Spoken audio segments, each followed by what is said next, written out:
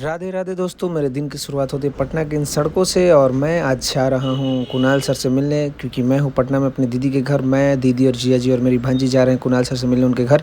ये है कुणाल सर का घर, जहाँ की अपनी पूरी ज़िंदगी की कमाई, जितने मेडल्स जीते हैं सब रखे हैं। और ये है उनके पिताजी जो पीडब्ल्यूडी में कभी मिनिस्टर हुआ करते थे। और ये है कुणाल सर की वो फ़ोटो जो अपनी पहली पिक्चर में इन्होंने एक एक्शन सीन किया था उसका है। और ये फ़ोटो जब प्रणब मुखर्जी जी उन्हें सम्मानित कर रहे थे। और ये है सुरेंद्र जी, जो कि हमें पूरे रूम का टूर करा रहे हैं, क्योंकि इनके बिना, हेल्प के बिना हम लोग नहीं कर सकते। और ये है सारे मेडल जो सर ने अभी तक कमाए हैं।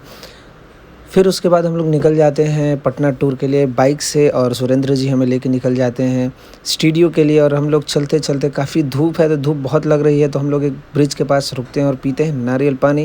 और नारियल पानी का आनंद, भाई साहब, गर्मी में इतना मज़ा आ गया कि पूछे मत। हाँ, और हमारे पीछे सुरेंद्र जी, जो कि अभी फल खाने में बिजी हैं, क्योंकि इनको फल ज़्यादा पसंद है। तो हम लोग करते हैं अभी मस्ती, आप लोग करते हैं टाटा बाय बाय।